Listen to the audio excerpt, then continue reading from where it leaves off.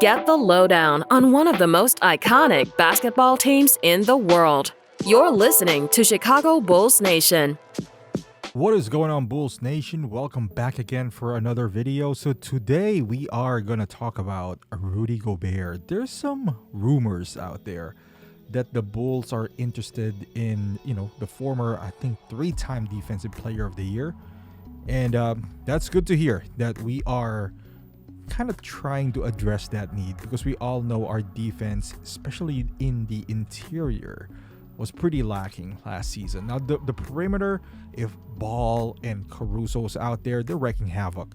But the problem is Ball was injured for the most part of the season. And also, Caruso was out for significant time. But we do need help down low. Vooch tried his best, but, we don't have a legit power forward. But now that Patrick Williams is around, not your prototypical power forward, so to speak, more of a modern power forward, but nonetheless, that is the biggest weakness of the Bulls, is the interior defense. We're allowing too much offensive rebounds, and also, just no resistance in the paint whatsoever. Now, by acquiring Gobert, that would solve a little bit of the problem, because another problem we do have was scoring.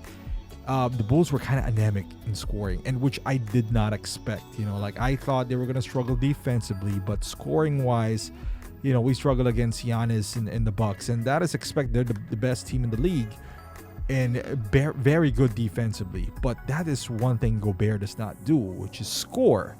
I honestly think that Vooch is better than Gobert in that department. However, the biggest need was defense. So I am not mad about these rumors. You know what? I would be so excited about the prospect of acquiring Gobert if he was making $25 million. I'm not going to lie, his salary, even though I'm not paying it out of my pocket, but I know if they do, if the Bulls do acquire Gobert, this would significantly hamper our salary cap, especially if we're maxing out LaVine and Gobert is playing on a max for the next 4 years. We all know Gobert is going to pick up that last year in his contract. I think it's a player option, which is going to pay him like around $43 million for a one-dimensional guy, which he does very good. That one dimension, which is defense, he does it more than anybody else. Like the defense inside. No one can argue that Gobert is just a nightmare. You're going to get your shots blocked. Even if he didn't, it would alter your shots to a point that, you are going to miss. Rebounding wise, he got that, down low as well. But his salary, if he was making 25, I'll be super excited. I'll be super hyped. And maybe Utah's not going to entertain trading him if he was making $25 million.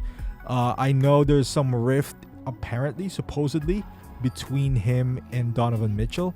But acquiring Gobert has a big downside. And not only his scoring, but the fact that he's going to command that big of a salary. That means our bench, which is already thin to begin with, and it's going to get thinner because of LaVine acquiring the max if he resigns, which I have no doubt he would.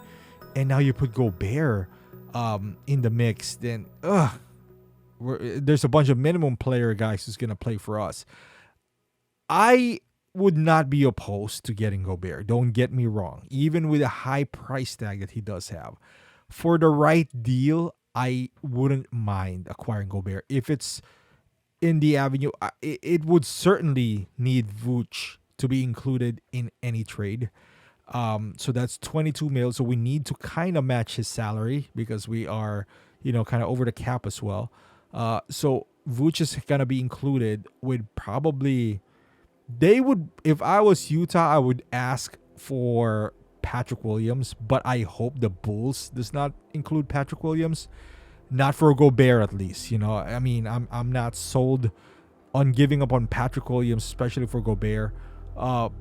If the package would start off with Vooch, Kobe White, and maybe and I know they're free agent, but the Bulls can sign them and trade them right away.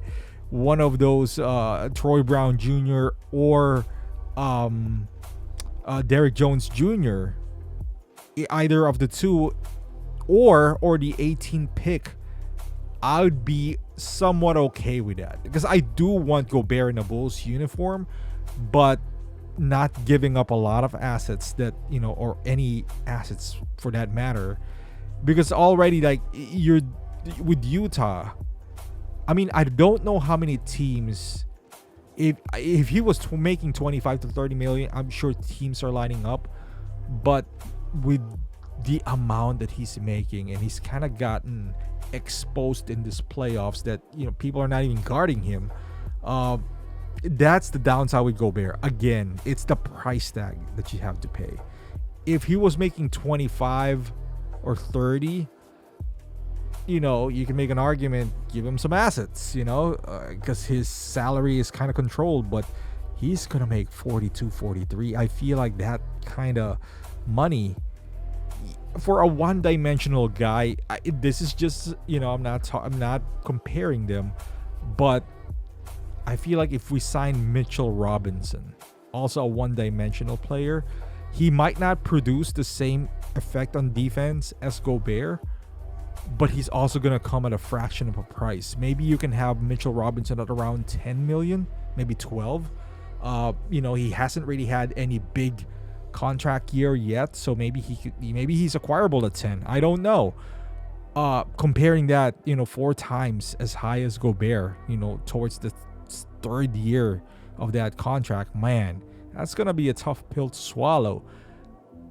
Would it really that big of a difference if Gobert averages, let's say, 3 blocks a game compared to Mitchell Robinson's 2? He's still gonna alter shots. He's still a big body down there, kind of getting rebounds and all that stuff. Big man, like specialists like Gobert, I feel like you can pick them up on a bargain bin, so to speak, like the Hassan Whiteside and all that stuff. Again, not the same impact, but something that would deter shots. So what if we just keep Vooch and sign some defensive minded backup center? That's another solution for the Bulls. But I would love to hear your thoughts. I mean, don't get me wrong, I'm excited for the prospect of Gobert being in a Bulls uniform. I'm just like, for the right package though. If it's the one that I mentioned, Vooch and Kobe White, and maybe the 18 pick, I'm all for it. But if they started asking for Pat Williams, Ayo Dosunmu, that's where I'm kind of gonna go push back. And I was like, I don't know about that. Like even Javante, I want, Javante's in a very controlled contract. It's very hard to get guys that productive with how much he's making.